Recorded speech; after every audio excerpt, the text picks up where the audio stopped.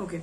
परमेश्वर यीशु, हम मांगते हैं प्रभु, हर एक को ब्लेस कर, आशीर्वादित कर प्रभु। जो भी वचन आने वाला है प्रभु, एक वचन दोधारी तलवार के समान आने दे प्रभु, जो लोगों के हृदय में ही नहीं जाए पर उनके जीवन भी बदले प्रभु। जो भी आज प्रकटीकरण आने वाला है, प्रकटीकरण को अंदर लेने के लिए मदद कर प्रभु, और वचन को समझने के लिए उनके आत्मिक कानों को खोल प्रभु, आत्मिक हृदय को खोल प्रभु, कि ताकि ये स्टोरी भी उन्हें सही तरीके से समझ सके और वो आगे चल के उनको बाइबल रीड करने में इजी हो जाए प्रभु। यीशु के नाम से मैं प्रार्थना करती हूँ, आमेन आमेन आमेन। ओके, तो आज हम हमारा ये जो है वो शुरू हो रहा है एक्सोडस 2:11-23, निर्गम 2:11-23, निर्गमन 2:11-23, निर्गमन 2:11-23। ठीक है, मैं इंग्लिश में पढ़ रही हूं। One day after Moses had grown up, he went out to where his own people were and watched them at their hard labor. He saw an Egyptian beating a Hebrew, one of his own people. Looking this way and that, seeing no one, he killed the Egyptian and hid him in the sand. The next day he went out and saw two Hebrews fighting. He asked the one in the wrong, "Why are you hitting your fellow Hebrew?" The man said, "Who made you ruler and judge over us? Are you thinking of killing me as you killed the Egyptian?" Then Moses was afraid and thought, "What did I must have become? What I did must have become known." When Pharaoh heard of this, he tried to kill Moses, but Moses fled from Pharaoh and went to live in Midian, where he sat down by a well. Now a priest of Midian had 7 daughters, and they came out to draw water and fill the trough to water their father's flock. Some shepherds came along and drove them away, but Moses got up and came to their rescue and watered their flock. When the girls returned to Reuel, their father, he asked them, "Why have you returned so early today?" They answered, "An Egyptian rescued us from the shepherds. He even drew water for us and watered the flock." "And where is he?" Reuel asked his daughters. "Why did you leave him? Invite him to have something to eat." Moses agreed to stay with a man who gave his daughter Zipporah to Moses in marriage. Zipporah gave birth to a son, and Moses named him Gershom, saying, "I have become a foreigner in a foreign land." During that long period, the king of Egypt died. The Israelites groaned in their slavery and cried out, and their cry for help because of their slavery went up to God. Okay, ये story क्या है अब मैं बता रही हूँ। मैं English में मैंने पढ़ लिया है, मैं स्टोरी बताती हूँ, फिर मराठी वाले और हिंदी वाले समझ सकते हैं। अब देखो, मूसा कहाँ था पहले, अब फैरो राजा के घर पे उसका पालन पोषण हो रहा है क्योंकि उसके बेटी ने उसे गोद लिया है। ठीक है, अब एक दिन मूसा अब बड़ा हो चुका है और मूसा बाहर निकलता है। वहां पे मूसा को अब पता चल गया है कि वो कोई मिस्री नहीं है, वो हिब्रू ही है। शायद उसके बेटी ने उसे सब कुछ सच बता दिया होगा, फैरो के बेटी ने। ठीक है, उसके माँ ने उसे सच में बता दिया होगा कि बाबा तू कोई मिस्री नहीं है, तू इब्रानी है, और ऐसा ऐसा हुआ था, मैंने तुझे पानी से निकाला, इसीलिए तेरा नाम मूसा रखा है। ठीक है, अब वो पता चल गया उसे कि वो कौन है, हिब्रू है। अब वो एक दिन बाहर निकलता है और जब बाहर निकलता है तो वो देखता है कि एक मिस्री व्यक्ति एक हिब्री व्यक्ति को मार रहा है। तो जब वो देखता है कि एक मिस्री व्यक्ति हिब्री व्यक्ति को मार रहा है तो उसके अंदर पता नहीं क्या होता है, उसके अंदर न्याय की भावना आती है और वो बोलता है कि मैं भी हिब्री हूं और वो हिब्री है, मुझे उसे बचाना चाहिए। इसीलिए वो मिस्री व्यक्ति को मार डालता है और उसे दफन कर देता है। समझ में आ रहा है? अब वो दफन करने के बाद दूसरे दिन वापस टहलने के लिए जाता है। अब वो देखता है कि 2 हिब्री व्यक्ति लड़ रहे हैं आपस में, 2 हिब्री व्यक्ति आपस में लड़ रहे हैं। तो अब वो बोलता है दोनों हिब्री व्यक्ति कि तुम एक दूसरे से क्यों लड़ रहे हो, तुम तो भाई ही हो ना, तुम क्यों लड़ रहे हो?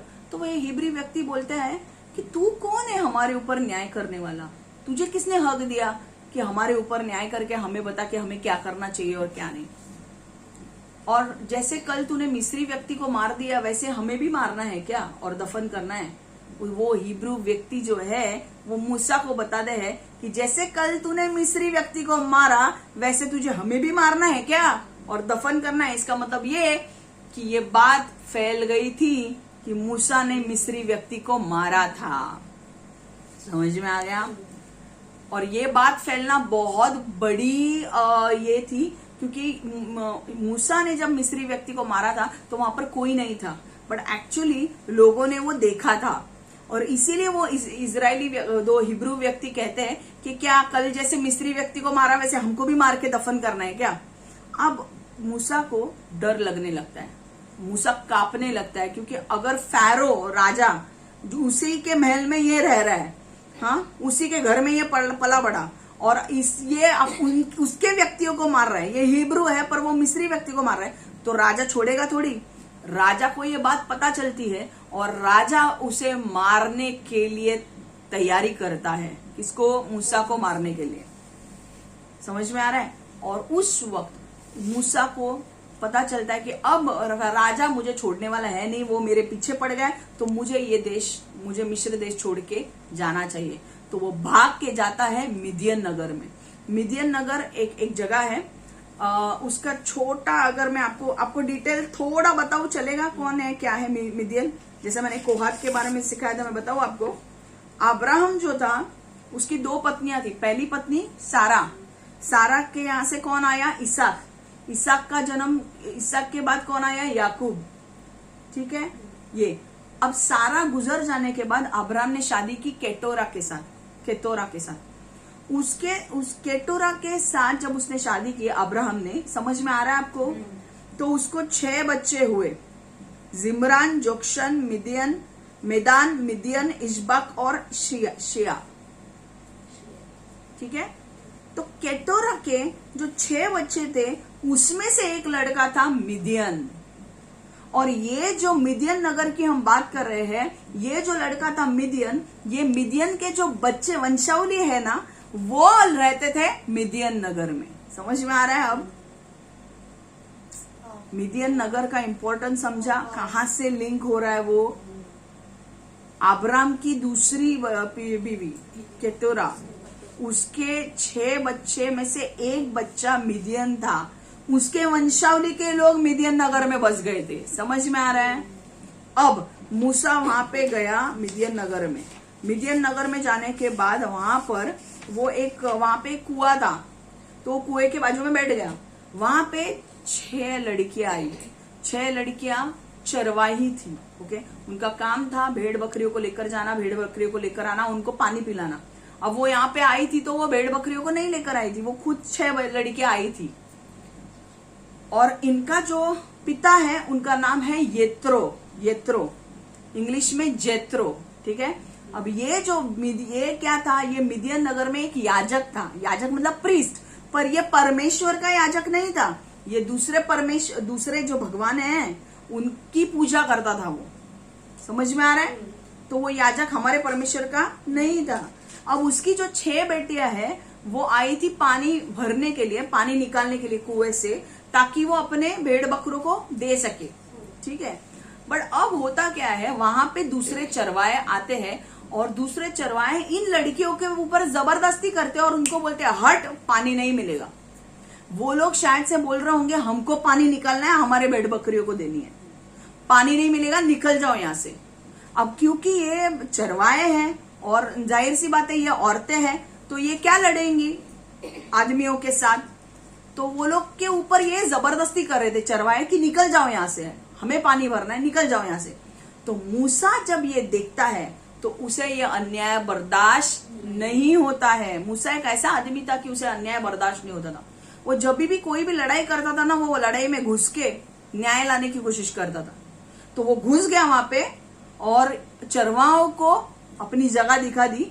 और ये जो 6 लड़कियां थी, इन 6 लड़कियों को प्रोटेक्ट किया। ये लोग उसे मार भी सकते थे कि नहीं इन 6 लड़कियों को, पर क्योंकि मूसा था उन्होंने उसे मारा नहीं। वो चरवाहों ने उन्हें मारा नहीं, मूसा ने उन्हें प्रोटेक्ट किया, उनको सुरक्षिता दी। और फिर मूसा ने उनको पानी भी निकाल के दिया और ये चरवाहे कुछ नहीं बोले, पानी निकाल के दिया। और ये पानी लेकर अपने घर पे गई। वहां पे उनके पिताजी बोलने लगे यार तुम जल्दी आ गए भाई पानी लेकर। तब उन्होंने सारा किस्सा अपने पिताजी को बताया कि कैसे चरवाहों ने उनके ऊपर जबरदस्ती की। और जबरदस्ती करने के बाद यहाँ पे जो एक व्यक्ति था उसने कैसे उनकी जान बचाई और पानी भी निकाल के दिया अपने भेड़ बकरियों के लिए। तो मूसा का जो यत्रो जो है, यत्रो मतलब वो जो याजक जिसकी 6 बेटियां हैं, वो बोलता है कि अरे ये आदमी ने तुम्हारी जान बचाई है, लाइक तुम्हें प्रोटेक्ट किया है और तुम्हें पानी भी निकाल के दिया, तो तुमने उसे क्यों छोड़ा वहां पे? और तुम्हें उसे घर पे लेकर आना चाहिए था, उसे कुछ खाना खिलाना पिलाना था। वहां पे पहले ऐसा बहुत होता था, कोई भी व्यक्ति किसी के लिए करता है तो उनके घर पे हॉस्पिटलिटी दिखाने के लिए, एक अच्छा खिदमत दिखाने के लिए उनको घर पे बुलाते थे। तो वो फिर जाती है, उसको लेकर आती है। अब मूसा कहाँ पे है? मूसा कहाँ पे आया? अब यत्रो के पास। यत्रो कौन है? याजक है, पर वो मूर्ति पूजा करने वाले इसका याजक है। ये 6 बेटियों का वो बाप है। अब वो वहां पे आया मूसा। अब मूसा वहां पे ही उसको अच्छा लगा और वहीं पे वो रहने लगा। समझ लो ये बात, वहीं पे रहने लगा। अब मूसा का काम क्या था? मूसा का काम ये था कि भेड़ बकरियों को लेकर जाना और चरा के लेकर आना। चरवा बन गया मूसा, समझ में आ रहा है? और उसने जब वो अच्छा काम करने लगा तो यित्रो को भी अच्छा लगा और यित्रो ने कहा मैं मूसा को अपनी एक बेटी शादी में दे रहा हूँ। उसका नाम था सिपोरा।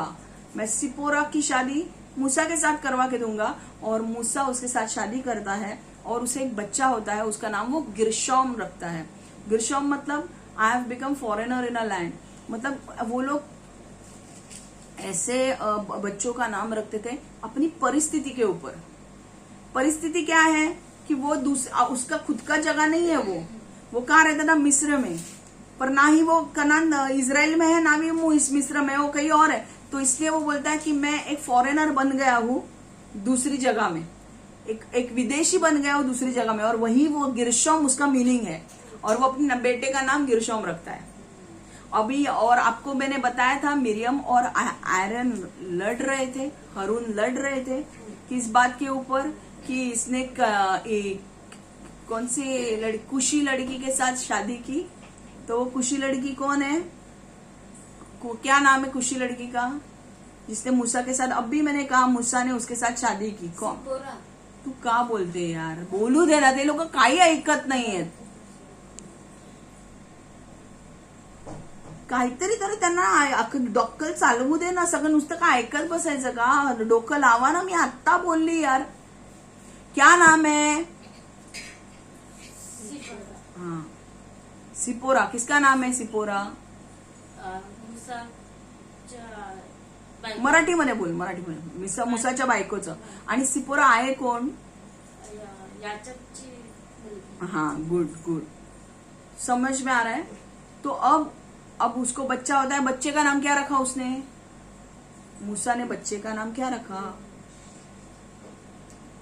क्या रखा? अभी मैंने कहा 2 मिनट पहले. क्या आपका कल कितने बजे ऑफिस है आपका? हाँ कितनी वाजता नाइट है? 8:30. ये याद रहता है आपको? नाइट ड्यूटी 8:30 बजे, ये याद रहता है. पर अभी 2 मिनट पहले मूसा का बच्चे का नाम पूछा तो वो याद नहीं रहता है. Very good. और कीर्ति और रंजना के पास देखो और उत्तर दो. दोनों सिर्फ दोनों को. ये लोग ने ऐसा ही बैठना चाहिए. कविता तो आणि कोणी तोंड उघडणार नाही ना, कीर्ति ना रंजना. सिर्फ दोनों को ही पूछने वाली हूं मैं. क्या नाम है? गिरशॉम. अभी बोला ना गिरशॉम. गिरशॉम का अर्थ क्या मैंने बोला? चलो गिरशॉम का अर्थ बताओ. ये तो किसी बाप को नहीं आएगा.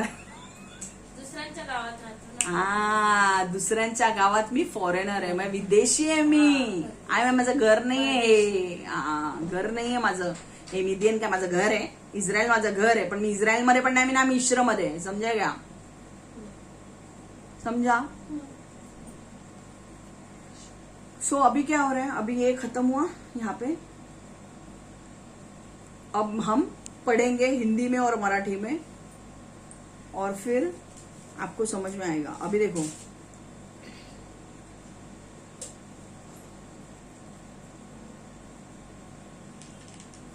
अभी मैं मराठी में पढ़ रही हूं. अभी आपको फटाफट समझेगा. ठीक है चलो. मोशे वाढत जाऊन एक तरुण माणूस झाला. तेव्हा आपल्या हिब्री लोकांस फार कष्टाची कामे कराव्यास भाग पाडले जात आहे हे त्याने पाहिले.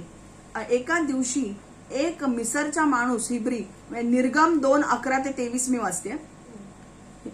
एके दिवशी एक मिसरचा माणूस हिब्री माणसास मारत असताना त्याने पाहिले. तेव्हा आपल्याकडे पाहणाऱ्या आजूबाजूला कोणीही नाही हे जाणून मोशेने त्या मिसरच्या माणसाला जीवे मारले व वाळूत पुरून टाकले.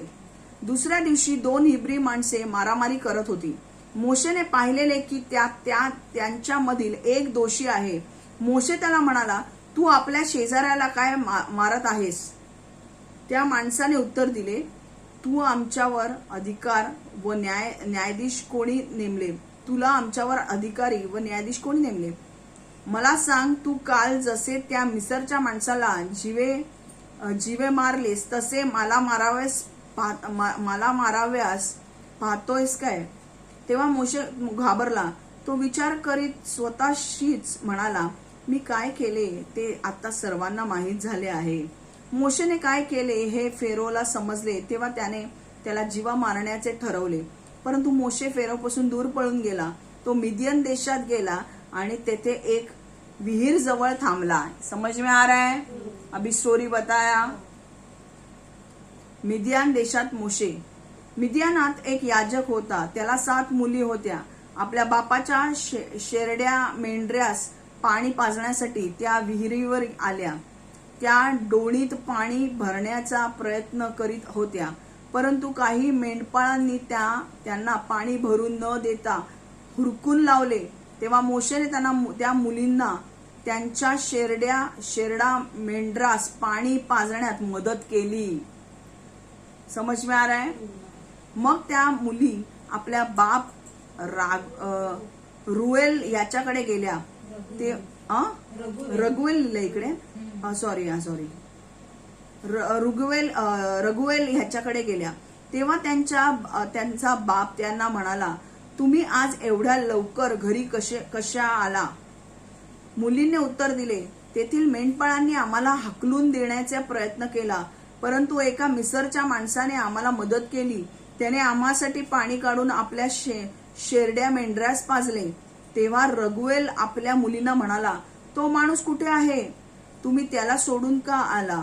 त्याला आपल्या घरी जेवायवयास बोलवून आणा.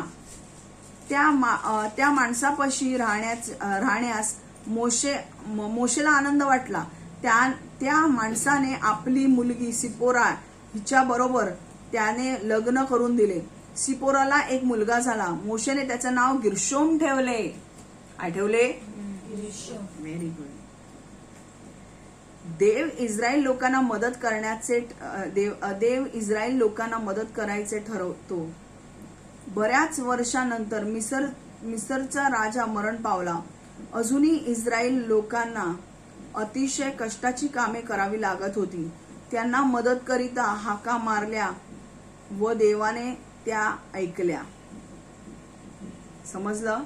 बऱ्याच वर्षानंतर मिसरचा राजा मरण पावला. मिसरचा राजा काय आला? त्याच्यानंतर काय आलं?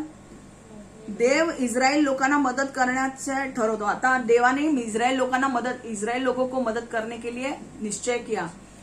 अब इजरायली लोग मिस्र देश के अंदर रो रहे हैं कि उनके ऊपर बहुत कष्ट सत्ता दुख आ रहे हैं. हाँ, ईंटें बनाने को बोल रहे हैं, सिटी बनाने को बोल रहे हैं, बहुत कष्ट दे रहे हैं और वो रो रहे हैं, परमेश्वर हमें इससे बाहर निकाल.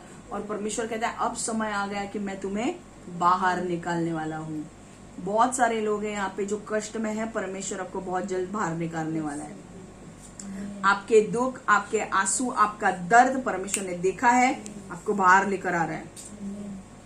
निर्गमन 2:11-23. मूसा अपने लोगों की सहायता करता है. मूसा बड़ा हुआ और युवक हो गया. उसने देखा कि उसे हिब्रू लोग अत्यंत कठिन काम करने के लिए विवश किया जा रहा है. एक दिन मूसा एक मिस्री व्यक्ति द्वारा एक हिब्रू व्यक्ति को पीटते देखा. इस्राएल मूसा ने चारों ओर नजर घुमाई. इसलिए मूसा ने चारों ओर नजर घुमाई और देखा कि कोई देख नहीं रहा है। मूसा ने मिस्री को मार डाला और उसे उसमें रेत में छिपा दिया। अगले दिन मूसा ने 2 हिब्री व्यक्तियों को परस्पर लड़ते देखा। मूसा ने देखा कि एक व्यक्ति गलती पर था। मूसा ने उस आदमी से कहा, तुम अपने पड़ोसी को क्यों मार रहे हो? उस व्यक्ति ने उत्तर दिया कि क्या किसी ने कहा है कि तुम हमारे शासक और न्यायाधीश बनो?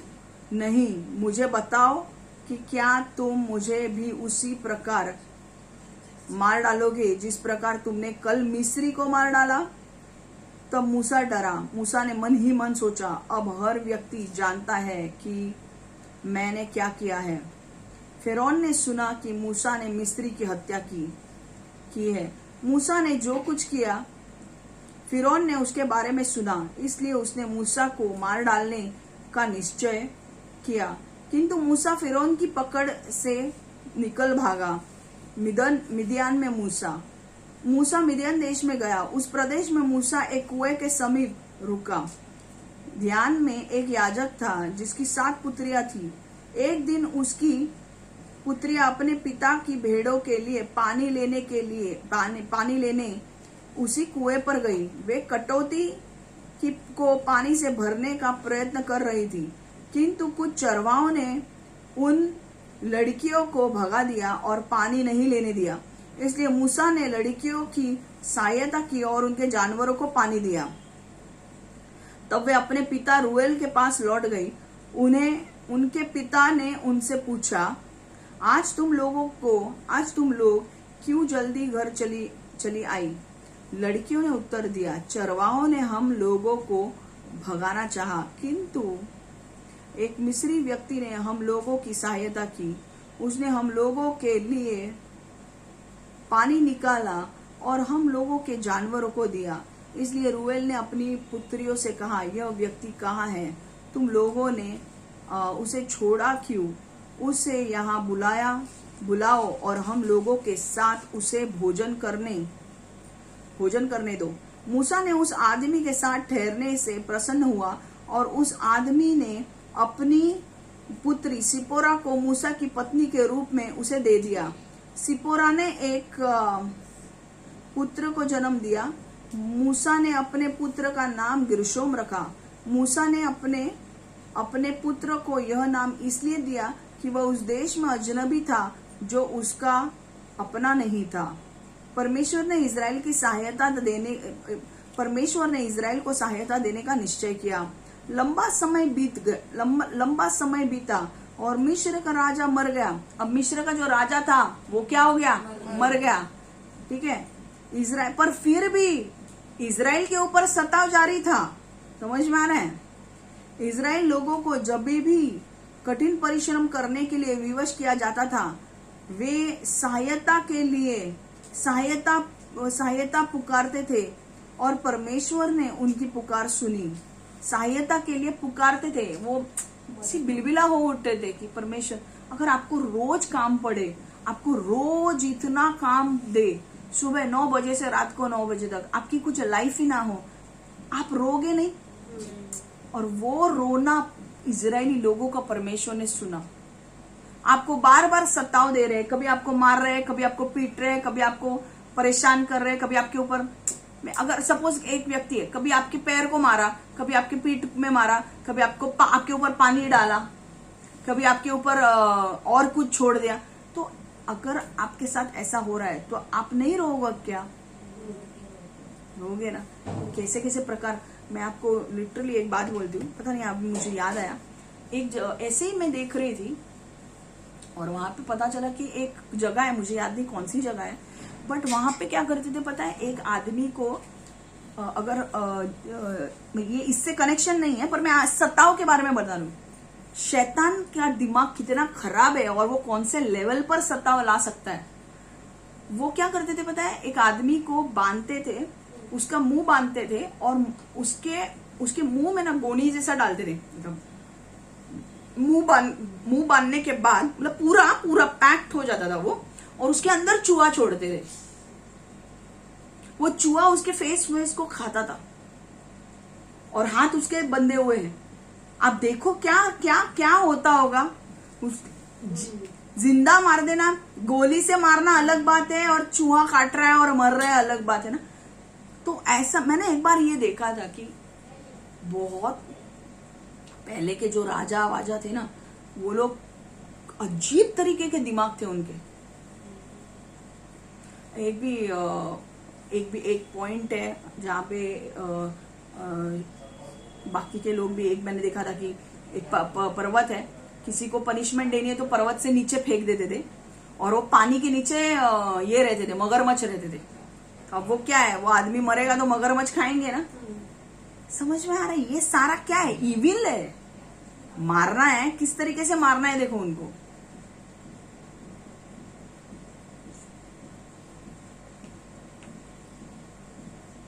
मैं बोल रही हूं ना, सताओं के वक्त उन्होंने परमेश्वर को बुलाया और परमेश्वर ने उनकी आवाज को सुना, परमेश्वर ने उनके रोने को सुना। हमारा परमेश्वर कोई मूर्ति नहीं है जो सिर्फ जो बहरा है, जो देख के भी देख नहीं सकता, जिसके कान होके भी सुन नहीं सकता, ना कुछ कर सकता है। हमारा परमेश्वर मूर्ति नहीं है ना। मूर्ति में जान होती है क्या? हमारा परमेश्वर जिंदा परमेश्वर है। हालेलुया।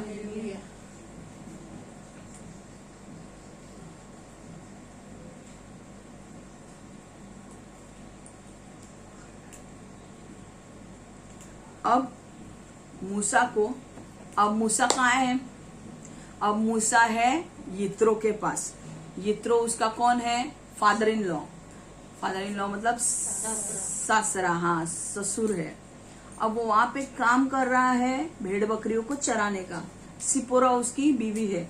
अब 40 साल की उम्र में वो मिस्र देश से भागकर मिदियन में आया, और बाइबल में लिखा है कि 40 साल में वो भाग के मिदियन में आया, और 40 साल से लेकर 80 साल तक, मतलब और 40 साल वो भेड़ बकरियों को चराने का काम कर रहा था। समझ में आ रहा है? 40 साल ये परमेश्वर के नजर में बहुत इंपॉर्टेंट वर्ष होता है। 40 साल में परमेश्वर ने बहुत सारे लोगों को कॉलिंग में बुलाया है, अपने कॉलिंग में बुलाया है कि नहीं? ट्रेनिंग देने के लिए। देखो मूसा को ट्रेनिंग देने के लिए बराबर से 40 साल होने के बाद ही वो मिदियन नगर में भागा। क्यों भागा? क्योंकि वहां पे उसको चरवाए का काम करना था। बाबा वो फैरो राजा के यहाँ पे काम करता था, वहां पे ऐशो आराम, उसके घर में नौकर चाकर थे, उसको कुछ काम नहीं करना पड़ता था, वो आराम से रहता था, प्लेट वेट सब सामने आती थी, खाना वाना खा के उसको कुछ नहीं था, क्योंकि वो फैरो राजा के बेटी का लड़का था। परमेश्वर को उसको इस्तेमाल करना था इजरायली लोगों को छुड़ाने के लिए। इसके लिए उसे ट्रेनिंग देना जरूरी था। और ट्रेनिंग किसकी? लोग पहला भेड़ बकरियों को संभालने की ट्रेनिंग ले। दाऊद को किसकी ट्रेनिंग दी? दाऊद कौन था? चरवा था, वो भेड़ बकरियों को संभालने वाला था। जब उसकी भेड़ बकरियों की ट्रेनिंग खत्म हुई, कौन आया? एक भालू आया। भालू ने उसके भेड़ को ले लिया, तो उसने भालू को फाड़ दिया। भाई मेरा भेड़ है, तू उसको कैसे खा सकता है? शेर आया, दाऊद के सामने शेर आया और उसके भेड़ को लिया। दाऊद ने शेर को फाड़ दिया और अपनी भेड़ निकाल दी। बाद में इतना ट्रेनिंग होने के बाद दाऊद को यरूशलेम का राजा किया परमेश्वर ने। पर अभिषेक कब किया था? जब वो बहुत छोटा था तब। एलियाब जो था, जब उसका बड़ा भाई था, जब शमूएल गया उसको ये करने के लिए, अभिषेकित करने के लिए, 7 भाई थे। शाम परमेश्वर ने बोला जा, मैं तुझे एक लड़का बताऊंगा, उसको अभिषेकित कर, वो राजा बनेगा। पहला लड़का एलियाब आया। भाई हैंडसम, वेल बिल्ट, ऊंचा, हट्टा कट्टा।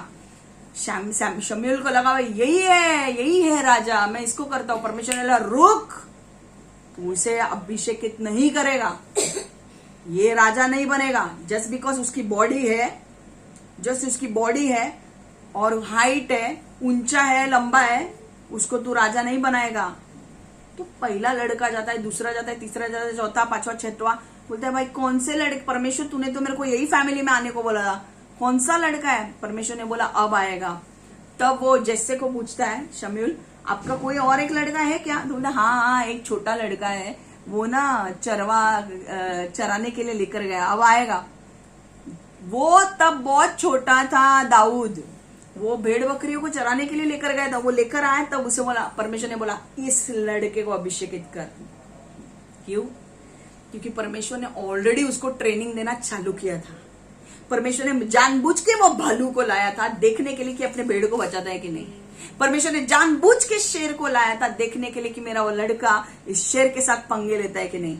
अगर भाई भालू के साथ लड़ गया, शेर के साथ लड़ गया, तो क्या क्या कितनी वैल्यू करता है भेड़ की, अपनी भेड़ की क्या रखवाली करता है। अगर अपनी भेड़ की इतनी अच्छी रखवाली करता है तो मेरे लोगों की कितनी अच्छी वह रखवाली करेगा। हालेलुया। लोगों को कौन से लोग पसंद है? परमेश्वर को ऐसे लोग पसंद है जो अपने लोगों का ख्याल रखते हैं। आमेन। टाइम पे उनको छुड़ाते हैं, वैसे लोग पसंद है। ऐसे नहीं, भेड़ देखा, ये एलियाब बॉडी बिल्ड था उसका, बट परमेश्वर को पता है ये बॉडी बिल्डर सिर्फ दिखने में है अच्छा है, और ये बॉडी बिल्डर है। इसके सामने जब एक्चुअल में भालू आएगा तो भालू को देखकर ये खुद भागेगा, इसका बॉडी का कुछ यूज नहीं है। हाँ, परमेश्वर को पता था ये सांप देख के डर के निकल जाएगा, शेर आएगा तो शेर को देख के एलियाब डर के निकल जाएगा। इसका सिर्फ बॉडी है, सिर्फ दिखने में है, बाकी इसका कुछ नहीं है।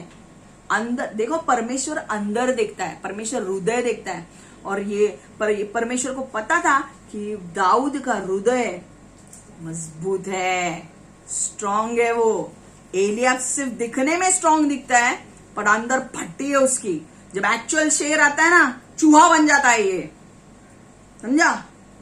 हमको सिर्फ दिखने में शेर नहीं चाहिए, बॉडी बिल्ड। मेरा 6 पैक है, मेरा 8 पैक है, मेरा 12 पैक है। साले एक बार लूसीफर के साथ सामने आ जाओ, फिर देखते हैं कौन कितना लड़ता है उसके साथ। हाँ, एक बार परमिशन लेने दो लूसीफर की।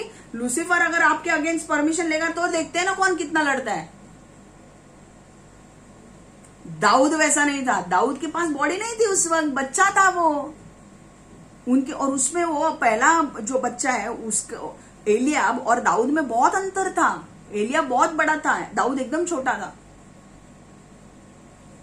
दाऊद के अंदर ना करेज था, साहस था, एलियाब के अंदर नहीं था, वो सिर्फ दिखने में था।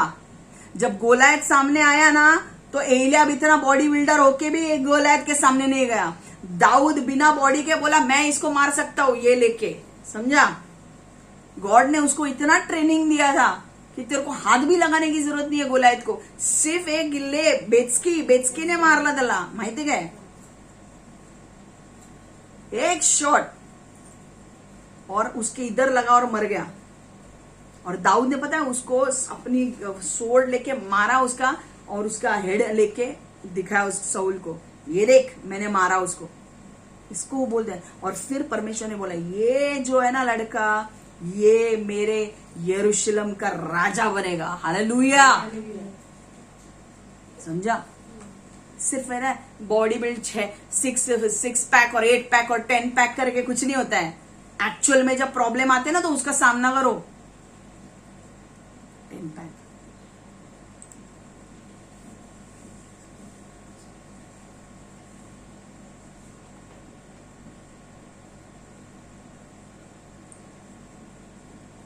अब मूसा का कॉलिंग के बारे में सीखने वाले हैं। ये सीख के हम एंड करने वाले हैं, ठीक है। मूसा का कॉलिंग बहुत इंपॉर्टेंट है यहाँ। और ये कॉलिंग मूसा को 40 साल तक ट्रेनिंग दिया, और जब मूसा 80 साल का हुआ तब परमेश्वर ने उसे कहा अब फैरो राजा के पास जा, और फैरो राजा के पास जाके तू उसे बोल कि मुझे इजरायली लोग चाहिए, मैं इजरायली लोगों को लेकर जाने वाला हूं। समझ में आ रहा है। और फिर फैरो राजा बोलता है मैं नहीं दूंगा, तो परमेश्वर बोलता है अब मैं उसे 10 विपत्तियां मिस्र देश में लाऊंगा, फिर फैरो राजा खुद होके तुम्हें धकेल कर बाहर निकालेगा। समझ में आ रहा है। पर अब मूसा का कॉलिंग के बारे में हम समझते हैं। Now Moses was standing, exodus 3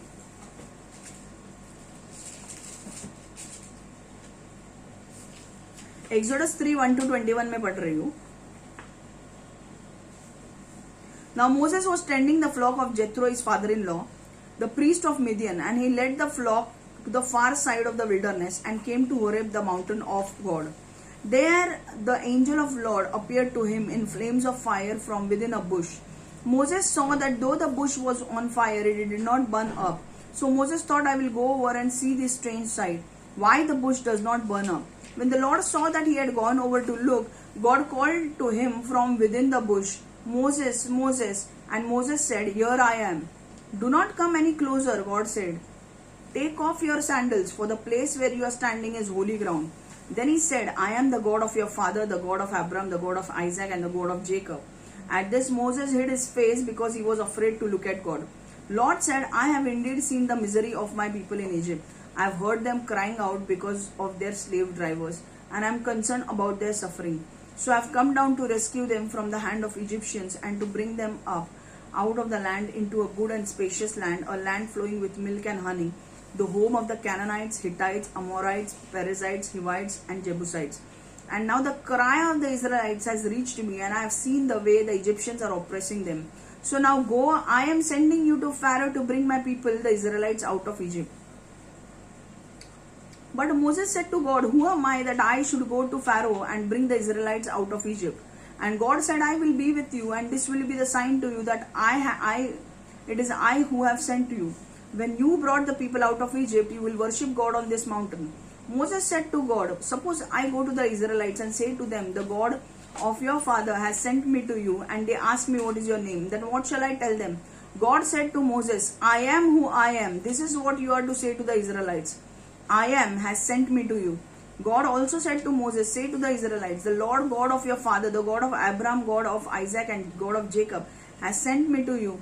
This is my name forever, the name you shall call me from generation to generation.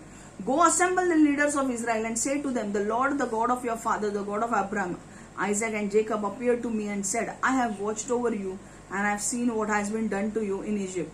I have promised to bring you up out of your misery in Egypt into the land of Canaanites, Hittites, Amorites, Perizzites, Hivites, and Jebusites, a land flowing with milk and honey. The elders of Israel will listen to you, and then you and the elders are to go to the king of Egypt and say to him, The Lord, the God of Hebrews, had met with us. Let us take a 3-day journey into the wilderness to offer sacrifices to the Lord our God. But I know the king of Egypt will not let you go unless a mighty hand compels him. So I will stretch out my hand and strike the Egyptians with all the wonders that I will perform among them. After that he will let you go. And I will make the Egyptians favorably disposed toward this people, so that when you leave, you will not go empty-handed.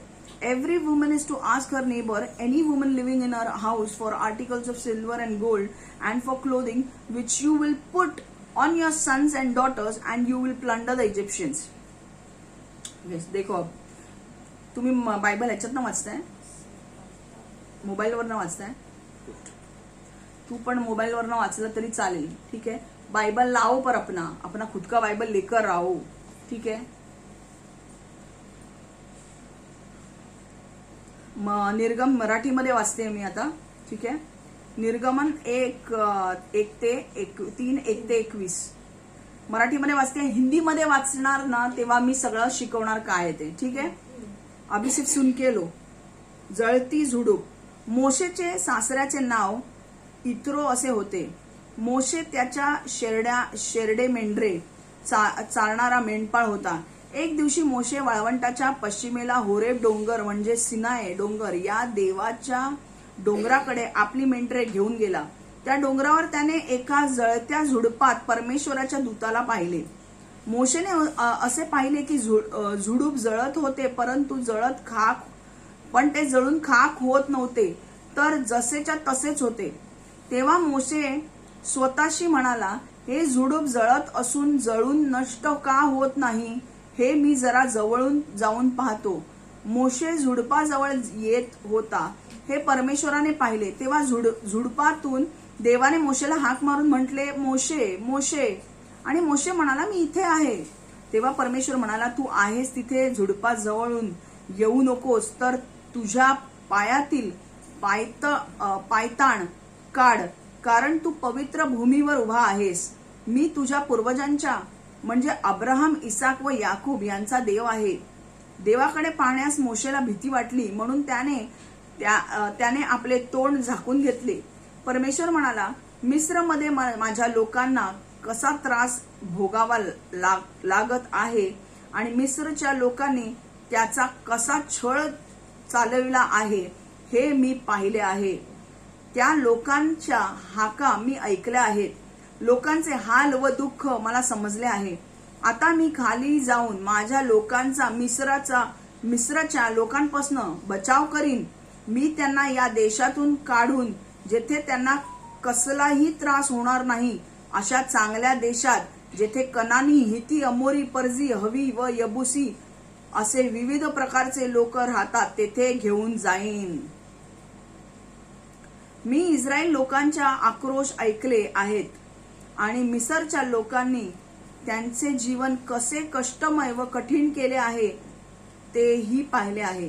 तेव्हा मी आता तुला फॅरोकडे पाठवित आहे.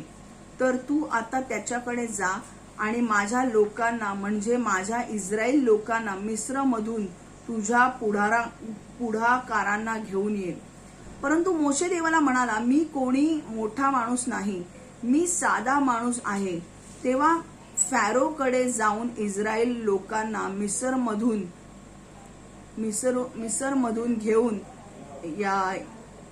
याचा पात्रतेचा माणूस मी नाही. तर मग मी हे कसे करू शकेन? देव म्हणाला, हे तू करू शकशील, कारण मी तुझ्याबरोबर असीन. मी तुला पाठवित आहे. याचा पुरावा असा असेल, तू इस्रायल लोकांना मिसरमधून बाहेर आणल्यावर या डोंगरावर येऊन माझी उपासना करशील. मग मोशे देवाला म्हणाला, परंतु मी जर इस्रायल लोकांकडे जाऊन म्हणालो, तुमच्या पूर्वजांच्या देव याने मला तुमच्याकडे पाठवले आहे, तर मग ते लोक विचारतील, त्याचे नाव काय आहे? मग मी त्यांना काय सांगू? मग देव मोशेला म्हणाला, त्याचे नाव जो मी आहे तो मी आहे असे आहे, हे त्यांना सांग. तू इस्रायल लोकांकडे जाशील तेव्हा मी आहे ने मला पाठवले आहे असे त्यांना सांग. देव मोशेला आणखी म्हणाला, यावे हा तुमचा पूर्वजांचा म्हणजे अब्रामाचा देव, इसाकाचा देव व याकोबाचा देव आहे असे तू त्यांना सांग. माझे नाव नेहमीच यावे असेल. इस्रायल लोक पिढ्यानपिढ्या मला त्याच नावाने ओळखतील. त्याच नावाने मला तुमच्याकडे पाठवले आहे असे त्यांना सांग. आणखी परमेश्वर म्हणाला, तू जाऊन इस्रायल लोकांच्या वडीलधारांना पुढारांना एकत्र बोलव आणि त्यांना सांग की तुमच्या पूर्वजांच्या देव म्हणजे इब्राम, इसाक व याकूब यांच्या देव यावे मला दर्शन देऊन माझ्याशी बोलला आहे. परमेश्वर म्हणतो, मी तुमच्याविषयी विचार केले आहे आणि मी असे ठरवले आहे की मी तुम्हाला मिसरमध्ये भोगाव्या लागत असलेल्या त्रासापासून सोडवीन व आता कनानी, हिती, अमोरी, परिजी, हिवी व यबुसी अशा वेगवेगळ्या लोकांच्या ताब्यात असलेल्या देशात घेऊन जाईन. मी तुम्हाला दूध मधाचे प्रवाह वाहणाऱ्या देशात नेईन. ते वडीलधारे पुढारी तुझे ऐकतील. मग तू व ते वडीलधारी पुढारी मिळून तुम्ही मिसरच्या राजाकडे जा व त्याला सांगा, इब्री लोकांचा देव यावे आम्हाकडे आला व त्याने आम्हास वाळवंटात 3 दिवसांचा प्रवास करून जाण्यास व तेथे आमचा देव यावे यासाठी बळी अर्पण करण्यास सांगितले आहे. परंतु मला माहिती आहे की मिसरचा राजा तुम्हाला जाऊ देणार नाही. केवळ महान सामर्थच तुम्हाला जाऊ देण्यास त्याला भाग पाडील. तेव्हा मग मीच माझे महान सामर्थ मिसराविरुद्ध वापरीन. मी त्या देशात महान चमत्कार करीन.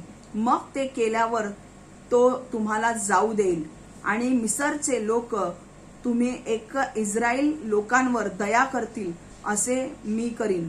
तेव्हा तुम्ही निघताना मिसरचे लोक तुम्हाला पुष्कळ बक्षीस व भेट वस्तू देतील. प्रत्येक हिब्री स्त्री म्हणजे इस्रायलची स्त्री आपल्या मिसरमधील शेजाऱ्यांकडून व आपल्या घरात राहणाऱ्या मिसरच्या स्त्रीकडून भेट वस्तू मागून घेईल व ते लोक तिला भेट वस्तू देतील. तुम्हा लोकांना सोन्या चांदीचे दागिने व उंची कपडे भेट म्हणून मिळतील. मिसरमधून निघताना त्या वस्तू तुम्ही आपल्या मुलींच्या अंगावर घालाल. अशा प्रकार तुम्ही मिसरच्या लोकांची संपत्ती घ्याल.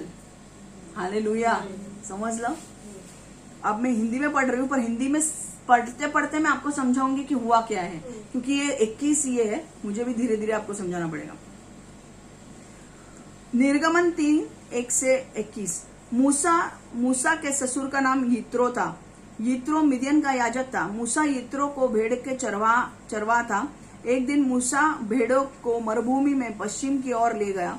मूसा होरेब नाम का उस एक पहाड़ को गया जो परमेश्वर का पहाड़ था. मूसा ने उस पहाड़ पर यहोवा के दूत को एक जलती हुई झाड़ी में देखा और यह इस प्रकार घटित हुआ. मूसा ने एक झाड़ी को जलते हुए देखा जो भस्म नहीं हो रही थी. अब हुआ क्या देखो. मूसा जो था, मूसा यित्रो के पास रह रहा था, चरवाहा था, भेड़ बकरियों को चराने का काम उसका था. अब वो 40 साल से वही कर रहा था. अब अचानक एक दिन वो गया अपने भेड़ बकरियों को लेकर और परमेश्वर का पर्वत सिनाई पर्वत जिसे कहा जाता था, वहां पर वो लेकर गया. और उस पर्वत पर जब वो लेकर गया तो उसने देखा कि एक झाड़ है, वो जल रहा है पर वो भस्म नहीं हो रहा है. ऐसा कभी आपने देखा है? एक झाड़ को अब आग लगाओ तो पत्ते क्या होंगे? जल जाएंगे ना, पूरा मुरझा जाएंगे ना, काले काले पड़ जाएंगे ना. पर यहाँ पर वो देख रहा था कि एक झाड़ है जिसको आग लगी है पर वो जल नहीं रहा है. और जब वो वहां पे देखता है, वो बोलता है ये दृश्य कुछ अजीब है, मैंने कभी देखा नहीं है. तो जब वो देखता है, वो वहां पर जाता है, तो वहां पर परमेश्वर की उपस्थिति होती है. और परमेश्वर उस झाड़ के उसमें है, झाड़ के पीछे है. और जब वो परमेश्वर देखता है, मूसा जब झाड़ की तरफ आ रहा है तो परमेश्वर उसे मूसा करके चिल्लाता है और उसे कहता है कि तू जहां पर आया है मैं परमेश्वर हूं. मतलब पहले वो बताता है कि मूसा, और मूसा कहता है कि मैं हूं, या परमेश्वर आप हो, बोलो. और परमेश्वर कहता है मैं परमेश्वर हूं. तू जहां पर खड़ा है वो जगह पवित्र है. अपने पैरों में जो तूने चप्पल वप्पल डाली है वो निकाल. मैं उसके वो जो हिंदी में बहुत कठिन शब्द है, मैं एकदम सिंपल करके बताऊं. अपने पैरों में जो भी जूते वूते पहने हैं वो निकाल, क्योंकि ये जो जगह जहां पे तू खड़ा है वो पवित्र जगह है, मैं वहां पर हूं. ठीक है. और अब हम आगे पढ़ेंगे, देखो तो आपको क्लियर हो जाएगा जैसे जैसे होता है. तो मूसा ने एक झाड़ी को जलते हुए देखा जो भस्म नहीं हो रही थी. इसलिए मूसा ने कहा कि मैं झाड़ी के निकट जाऊंगा और देखूंगा कि बिना राख हुए कोई झाड़ी कैसे जलती रह सकती है. यहोवा ने देखा कि मूसा झाड़ी को देखने आ रहा है, इसलिए परमेश्वर ने झाड़ी से मूसा को पुकारा. उसने कहा मूसा, मूसा. और मूसा ने कहा हाँ यहोवा. तब यहोवा ने कहा निकट मत आओ, अपनी जूतियां उतार लो, तुम पवित्र भूमि पर खड़े हो. मैं तुम्हारे पूर्वजों का परमेश्वर हूँ. मैं इब्राहिम का परमेश्वर, इसहाक का परमेश्वर तथा याकूब का परमेश्वर हूँ. परमेश्वर ने अपना परिचय मूसा को दिया. और क्यों मूसा कोई भी बोल सकता है ना, झाड़ी के बीच से कोई आदमी भी बोल सकता है ना, पर कोई आदमी नहीं था, एक्चुअल परमेश्वर था. और परमेश्वर ने क्या कहा कि मैं कौन हूं? मैं अब्राहम, इसहाक और याकूब का परमेश्वर हूं. हालेलुया.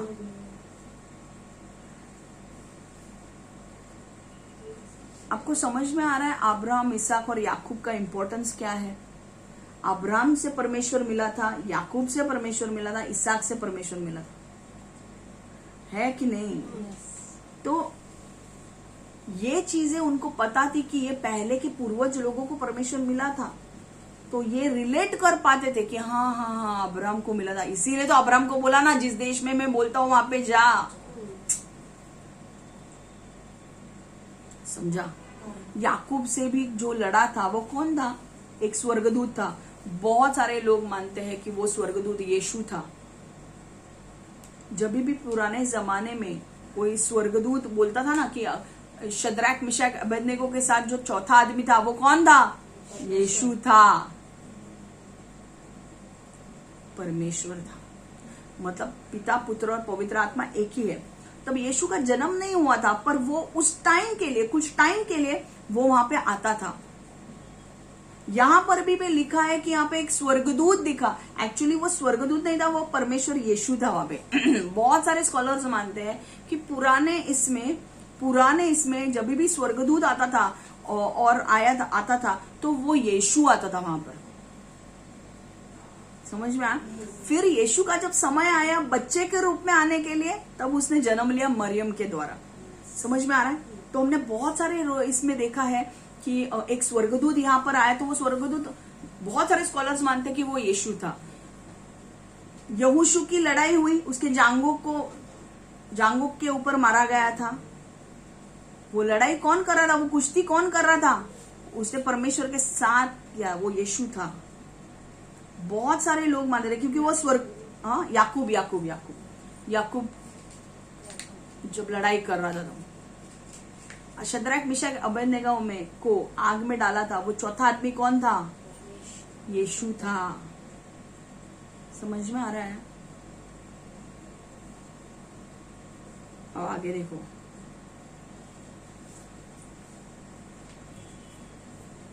ये लोगों को अब मूसा को पता था अब्राहम, इसहाक और याकूब कौन है, इसीलिए उसने ये नहीं पूछा कि इब्राहिम, इसहाक और याकूब कौन है। उसको पता था कि ये कौन है और उनको परमेश्वर मिला था, वो भी पता था। ठीक है। यहोवा ने देखा कि मूसा झाड़ी को देखने आ रहा है, इसलिए परमेश्वर ने झाड़ी से मूसा को पुकारा। उसने कहा, मूसा मूसा, और मूसा ने कहा, हाँ यहोवा। तब यहोवा ने कहा, निकट मत आओ, अपनी जूतियां उतार लो, तुम पवित्र भूमि पर खड़े हो। मैं तुम्हारे पूर्वजों का परमेश्वर, मैं इब्राहिम का परमेश्वर, इसहाक का परमेश्वर तथा याकूब का परमेश्वर हूँ। देखो, जहां पर परमेश्वर था उसने बोला, बाबा तेरे जूते वूते निकाल के आ, क्योंकि वहां पर कौन है?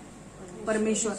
एक्चुअली हम जब चर्च में आते हैं तो हम जूते उतार कर आने चाहिए, पर वहां पे क्या होता है, बहुत सारे चोरी के प्रॉब्लम्स होते हैं, इसलिए हम जूते नहीं उतारते हैं।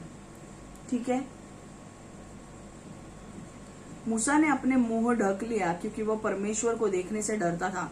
तब यहोवा ने कहा, मैं उन कष्टों को देखा है जिन्हें मिस्र में हमारे लोगों ने सहा है, और मैंने उनका रोना भी सुना है, जब मिस्र लोग उन्हें चोट पहुंचाते हैं। हालेलुया।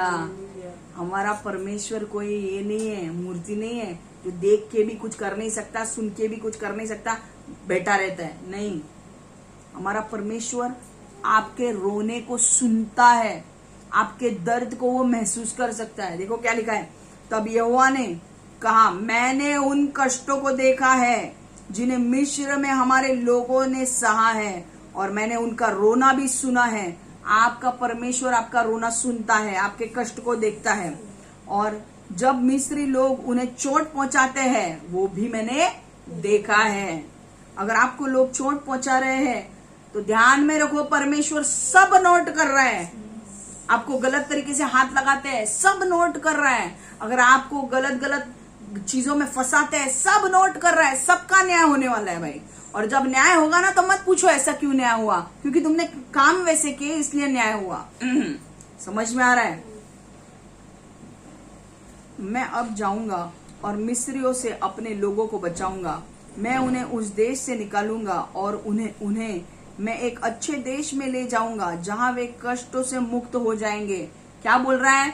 मैं मिस्र में से अपने इजरायली लोगों को निकालूंगा और मैं उन्हें अच्छे देश में लेकर जाऊंगा, जो फलवन देश है। अगर आप इजराइल को देखोगे, Israel is a very fertile land boss. बहुत फर्टाइल लैंड है वो। फर्टाइल मतलब उपजाऊ खेती है वो। परमेश्वर ने ऐसे ही नहीं दिए, वो सोच समझ के वहां पे लोगों को दिए। अपना परमेश्वर है ना, जिससे प्यार करता है वो उसे बेस्ट देता है। इजरायली लोग उसके चाहते थे क्योंकि परमेश्वर ने वो देश को चुना था, उन लोगों को चुना था।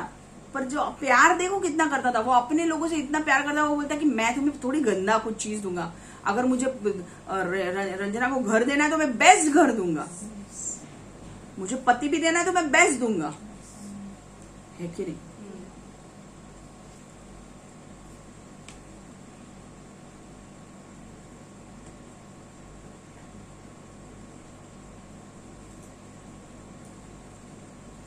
ओके। जो अनेक अच्छी चीजें से भरा पड़ा है, मैं अब जाऊंगा और मिस्री से अपने लोगों को बचाऊंगा। मैं उन्हें उस देश से निकालूंगा और मैं एक ऐसे अच्छे देश में ले जाऊंगा जहां वह कष्टों से मुक्त हो सकेंगे।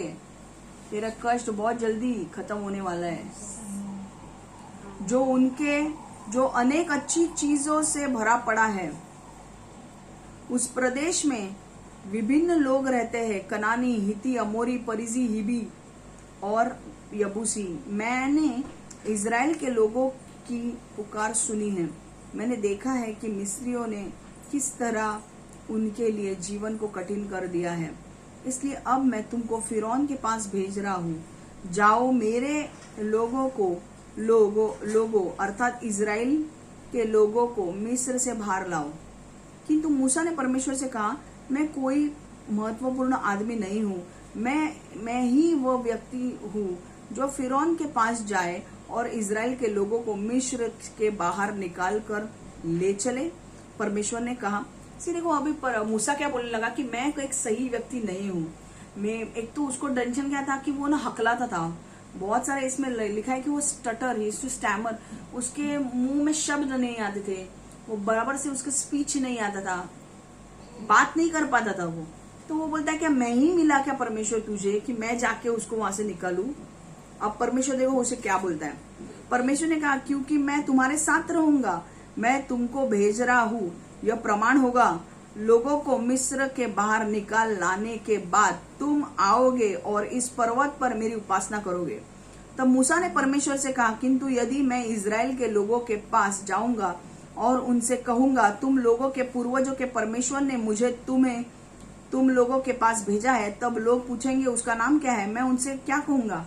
अब परमेश्वर क्या कहता है, तू जा वहां पे और पहले इजरायली लोगों से मिल और उनको बोल कि तुम्हारे पूर्वजों के परमेश्वर जो है इब्राहिम, इसहाक और याकूब, उनका परमेश्वर तुझे मिला और अब परमेश्वर ने तुम्हारा रोना धोना सुना है और अब वो तुम्हें बाहर निकाल रहा है। पर वो कहता है कि जब मैं उनको ये बोलूंगा तब वो मुझे पूछ सकते हैं ना, कौन परमेश्वर, उसका नाम क्या है, तब मैं क्या बोलूं उनको? समझ में आ रहा है?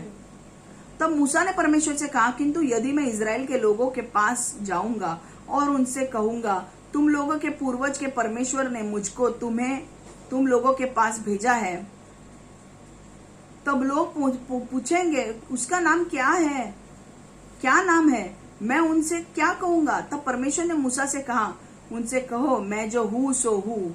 जब तुम इज़राइल के लोगों के पास जाओ तो उनसे कहो, मैं हूँ जिनसे मुझे तुम लोगों के पास भेजा है। परमेश्वर ने मूसा से यह भी कहा, लोगों से तुम जो कहोगे वह यह कि यहोवा तुम्हारे पूर्वजों का परमेश्वर, इब्राहिम का परमेश्वर, इसहाक का परमेश्वर और याकूब का परमेश्वर है। मेरा नाम सदा यहोवा रहेगा। इसी रूप में लोग आगे की पीढ़ी पर पीढ़ी मुझे जानेंगे।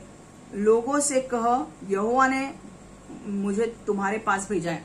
उनसे कह कि मैं यहोवा हूँ और मैं अब्राहम, इसहाक और याकूब का परमेश्वर हूँ, जो मुझे तुम्हारे पास मुझे भेजा गया है। ओके? और मुझे किस लिए भेजा गया? ताकि मैं तुम्हें निकाल सकूं। यहोवा ने यह भी कहा, जाओ और इज़राइल के बुजुर्गों नेताओं को इकट्ठा करो और उनसे कहो, तुम्हारे पूर्वजों का परमेश्वर यहोवा मेरे सामने प्रकट हुआ। इब्राहिम, इसहाक और याकूब के परमेश्वर ने मुझसे बातें की। यहोवा ने कहा कि मैंने तुम लोगों के बारे में सोचा है और उसे सबके बारे में भी जो तुम लोगों के साथ मिस्र में घटित हुआ। देखो मूसा ने क्या कहा, परमेश्वर ने कहा कि तू नॉर्मल लोगों से बात कर ही, पर वहां के जो एल्डर्स है, बुजुर्ग लोग हैं, उनसे भी बातें कर और उन्हें बता कि परमेश्वर ने मुझे तुम्हारे लिए भेजा है। तुम्हारे दुखों को देखा है, तुम्हारे रोने को देखा है, तुम्हारे ऊपर उन्होंने कैसे सताव लाया वो देखा है और अब मैंने निश्चय किया कि मैं तुम्हें बाहर लेकर आ रहा हूं।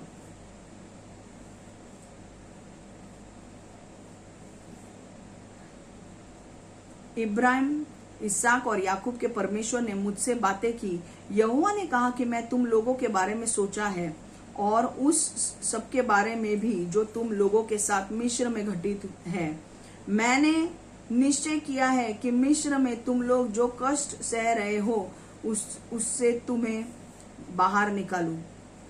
मैं तुम लोगों को उस देश में ले चलूंगा जो उनके लोगों अनेक लोग अर्थात कनानी, हिती, अमोरी, परजी, हिबी और यबूसी का है। मैं तुम लोगों को ऐसे अच्छे देश को ले जाऊंगा जो बहुत अच्छी चीजों से भरपूर है।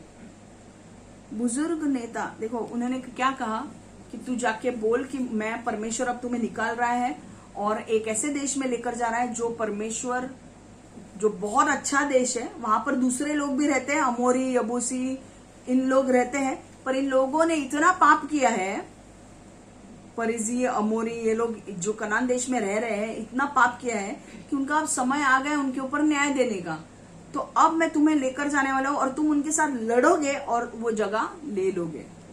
तो परमेश्वर ने ऐसे ही जगह उनकी निकाल के नहीं दी।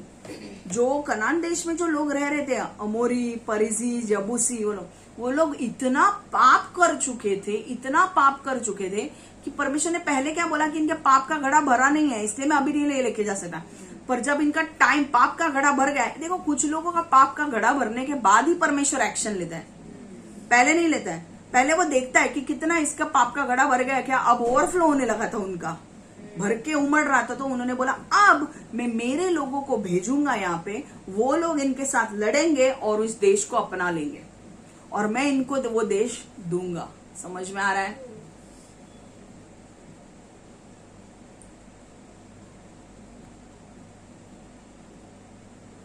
बुजुर्ग नेता तुम्हारी बात सुनेंगे और तब तुम और बुजुर्ग नेता मिस्र के राजा के पास जाओगे। तुम उससे कहोगे, हिब्रू लोगों का परमेश्वर यहोवा है, हमारा परमेश्वर हम लोगों के पास आया था। उसने हम लोगों से 3 दिन तक मरुभूमि में यात्रा करने के लिए कहा है। वहां हम लोग अपने परमेश्वर यहोवा को निश्चय ही बलियां चढ़ाएंगे। अब वो क्या कर रहे थे? उसने कहा, परमेश्वर ने कहा कि पहले तू नॉर्मल लोगों से बात कर, नॉर्मल लोगों से बात करके इजरायली लोगों से बात कर, फिर बुजुर्ग लोग जो है, जो ज्यादा जानते हैं, उनसे बात कर और फिर उनको लेकर जाकर तू फैरो राजा से बात कर और फैरो राजा को बोल कि परमेश्वर हमसे मिला, इब्रानी लोगों का परमेश्वर मूसा को हमें मिला, मतलब मूसा को बोलना है कि मुझे मिला और परमेश्वर ने कहा है कि तुम्हें हमारे तीन दिन के लिए हमारे लोगों को बाहर भेजना है मरुभूमि में, मतलब विल्डरनेस में, जंगल में, जहां पर हम परमेश्वर की आराधना करेंगे और वहां पर परमेश्वर के लिए बलि चढ़ाएंगे। ठीक है? किंतु मैं जानता हूं कि मिस्र का राजा तुम लोगों को जाने नहीं देगा। समझ में आ रहा है? परमेश्वर ने यह भी बोला कि जब तुम मूसा जाके उनको बोलेगा वो तुझे जाने नहीं देगा। अब परमेश्वर क्या करता है देखो, किंतु मैं जानता हूं कि मिस्र का राजा तुम लोगों को जाने नहीं देगा, केवल एक महान शक्ति ही तुम लोगों को जाने देने के लिए उसे विवश करेगी। महान शक्ति मतलब परमेश्वर। इसलिए मैं अपनी महान शक्ति का उपयोग मिस्र के विरुद्ध करूंगा, मैं उस देश में चमत्कार होने दूंगा। जब मैं ऐसा करूंगा तो वह तुम लोगों को, मैं उस देश में चमत्कार होने दूंगा, जब मैं ऐसा करूंगा तो वह तुम लोगों को जाने देगा और मैं मिस्री लोगों को इजरायली लोगों के प्रति कृपालु बनाऊंगा। इसलिए जब तुम लोग विदा होंगे तो वे तुम्हें भेंट देंगे। परमेश्वर ने कहा मैं इनके ऊपर इतना मैं इनको परेशान करूंगा,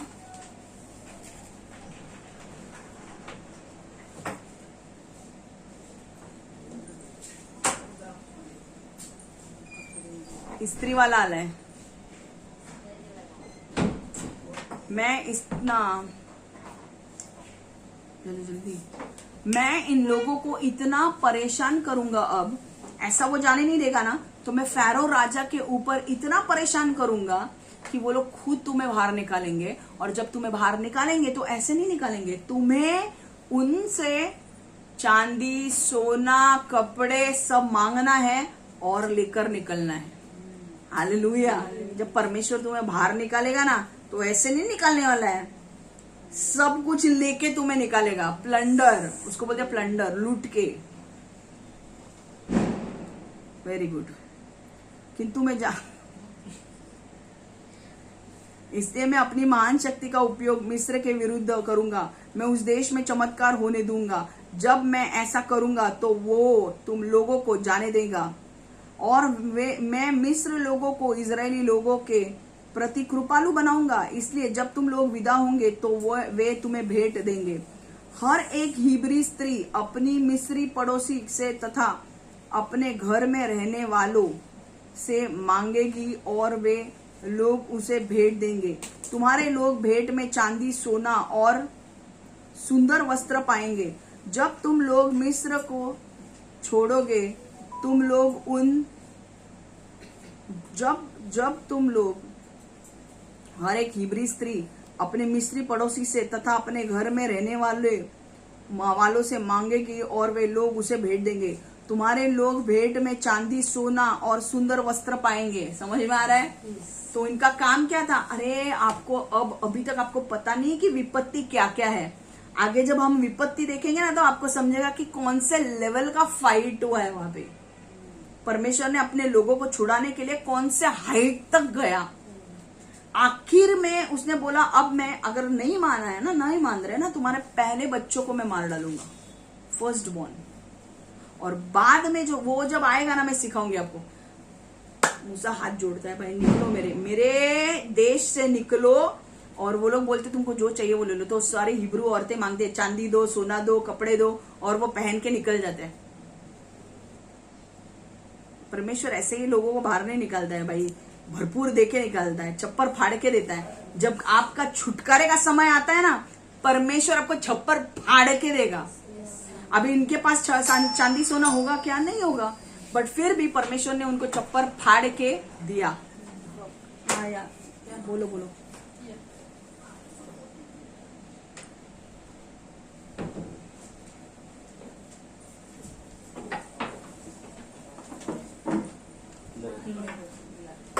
अब ये लास्ट का पॉइंट मैं पढ़ रही हूँ, उसके बाद खत्म। हर एक हिब्रू स्त्री अपने मिस्री पड़ोसी से तथा अपने घर में रहने वाले से मांगेगी और वे लोग उसे भेंट देंगे। तुम्हारे लोग भेंट में चांदी, सोना और सुंदर वस्त्र पाएंगे। जब तुम लोग मिस्र को छोड़ोगे, तुम लोग उन भेंटों को अपने बच्चों को पहनाओगे। इस प्रकार तुम लोग मिस्रियों का धन ले जाओगे। क्या करोगे? ये आने के बाद तुम अपने बच्चों को ये सब पहनाओगे और फिर क्या करोगे? ले जाओगे। तो परमेश्वर जब तुम्हें बाहर निकालेगा, ऐसे ही नहीं निकालेगा, तुमको बढ़ोतरी देगा। कीर्ती, तुझ्या आयुष्यात हे पूर्ण होणार आहे। तुला त्या घरातनं काढलं, पण त्या घरामधनं हिस्सा पण देणार येशूच्या नावात। आमेन। ऐसा नहीं निकालेगा। छुटकारा तो दिया उस घर से, पर अब उस घर का हिस्सा भी मिलेगा। और जितने लोग हैं उन सबको हिस्सा मिलेगा। हालेलुया। हम इधर ही खत्म करते हैं। परमेश्वर यीशु, हम धन्यवाद देते हैं प्रभु इस वचन के लिए। हम मांगते हैं प्रभु, जो भी हमने आज स्टोरी सुनी है वो हमारे दिमाग में अच्छी तरह से बैठने दे प्रभु। परमेश्वर हमारे मेमोरी में शार्प रहने दे ये स्टोरी को। और परमेश्वर जब भी हम बाइबल पढ़े तो हम सही तरीके से समझ के बाइबल पढ़े प्रभु। परमेश्वर, मैं मांगती हूँ कि जो भी प्रकटीकरण आज तूने हमें दिया है, उस प्रकटीकरण पर हमें चलने के लिए मदद कर प्रभु। यीशु के नाम से हम मांगते हैं। Amen, amen, amen. God bless you all. Take care.